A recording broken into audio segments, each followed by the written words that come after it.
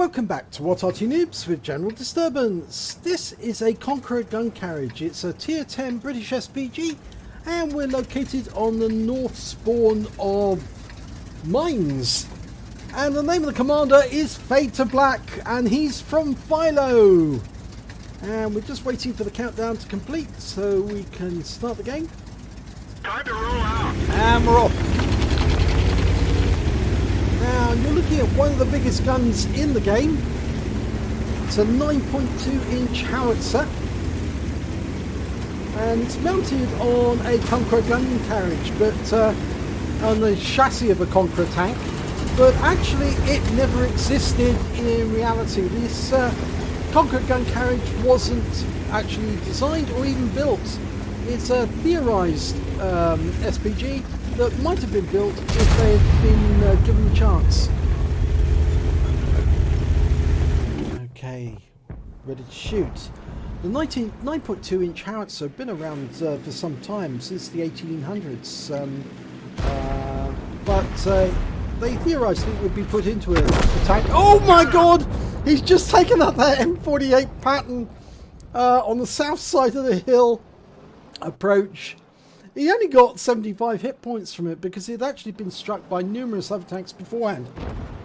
But it's nice to get the first kill in the game, and he certainly got it there. Now he has got a wickedly long reload, 36.4 seconds. It's a great length of time really to wait between shots. But the one thing about the Conqueror Gun Carriage is it has got a very steep trajectory, which means that he can fire over obstructions and objects, and he's going to the IS-7, gets a lovely direct hit there for 481 hit points. Struck the front of him, stunned him as well.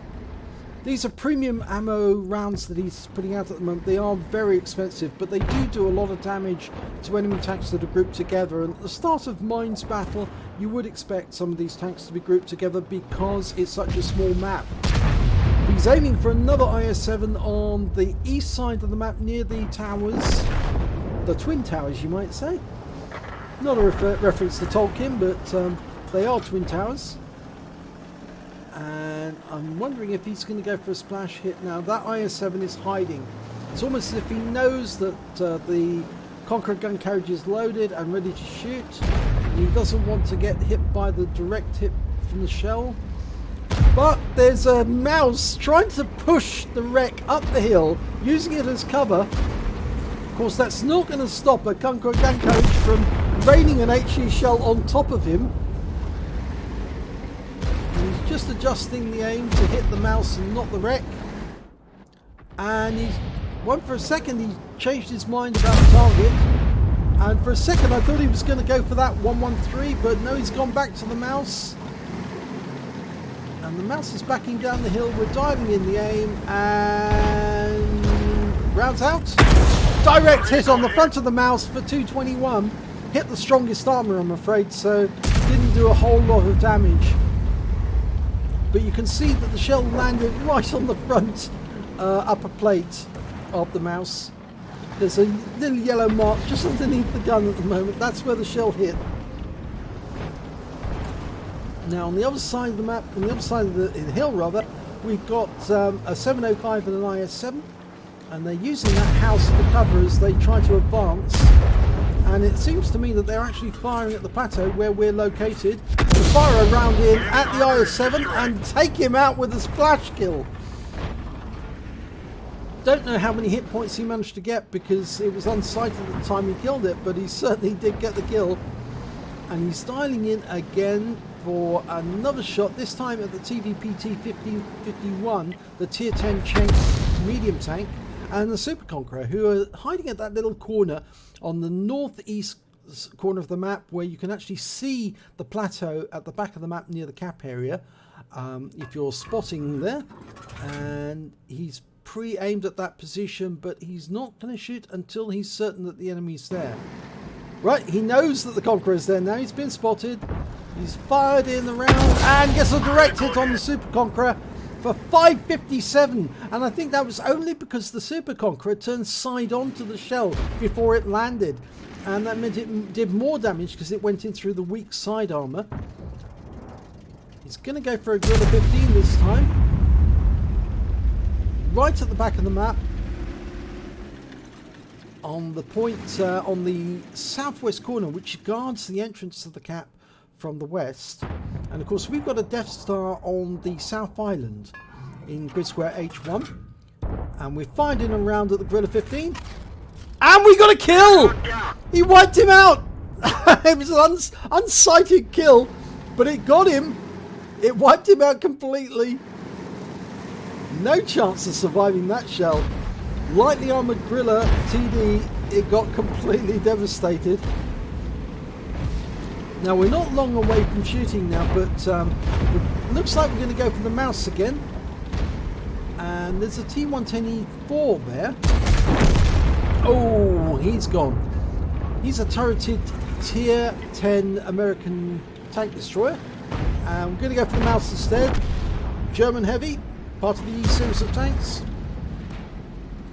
Lining up a shot, trying to get it just right. Rounds out. Oh, it hit the wreck. You heard the twang as the round hit the wreck just in front of the mouse.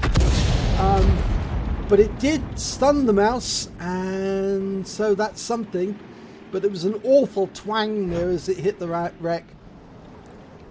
Now we can't hit that 113 because he's nicely hidden in that little alcove.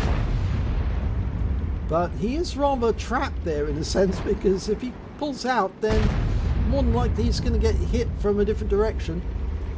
Probably from the east, because we've got tanks up there. We can't see the mouse at the moment. Having a look towards the south, can we get a shot on that T110E3? Now we do know that that T110E3 player is a Super Unicum. It's the best player on the enemy team. And there's the mouse again. And he's pulling back around the corner. Now if the CGC had actually been in Nigel's spot, he would have been easily able to hit that mouse. Oh!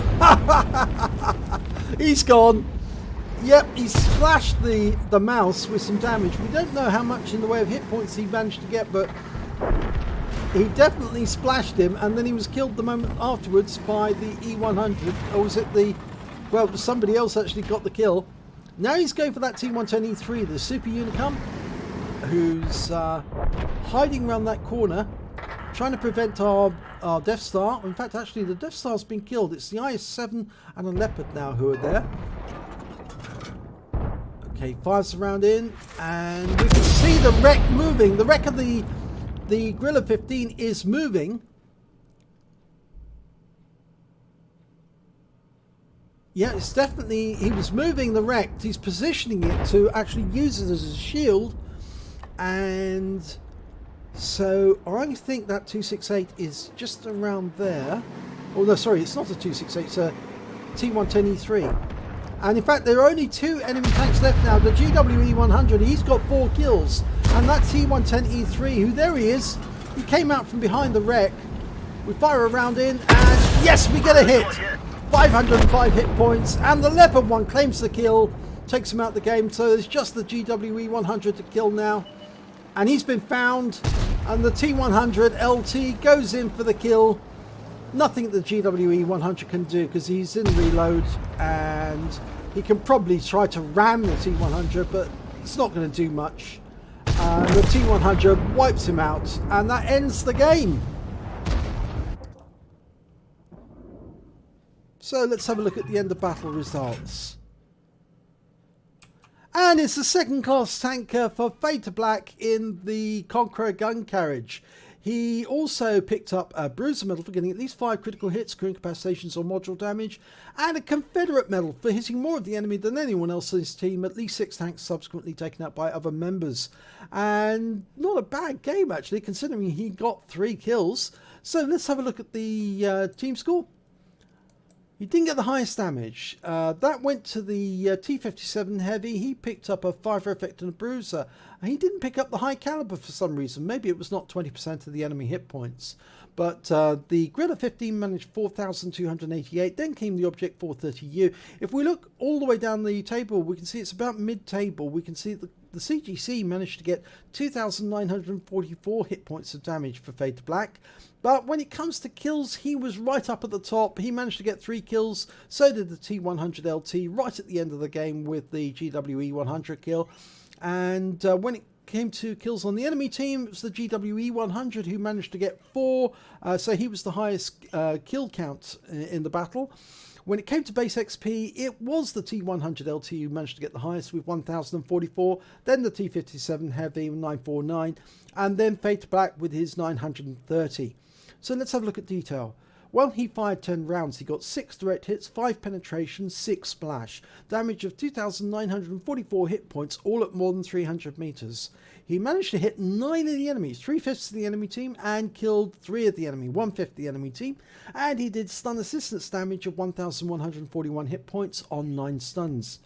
On a premium account, he earned 52,532 credits. But unfortunately, and here's the stinger in the tail, it cost him 57,800 credits in ammo because he did use a lot of premium ammo in that battle. He also had to resupply consumables, 20,000, so he actually suffered a loss for the entire battle of 25,270 credits. He received 1,395 XP, times 2 for the first victory, and he had a personal reserves bonus for 100% going, so he took away 4,185 experience points altogether. So good victory and a Confederate medal out of it, but unfortunately it cost him a lot in credits, but I'm sure he won't mind that. So if you enjoyed this replay, please give them a like and do subscribe to our channel, and hopefully it'll be your replay that I'll be featuring in the next video.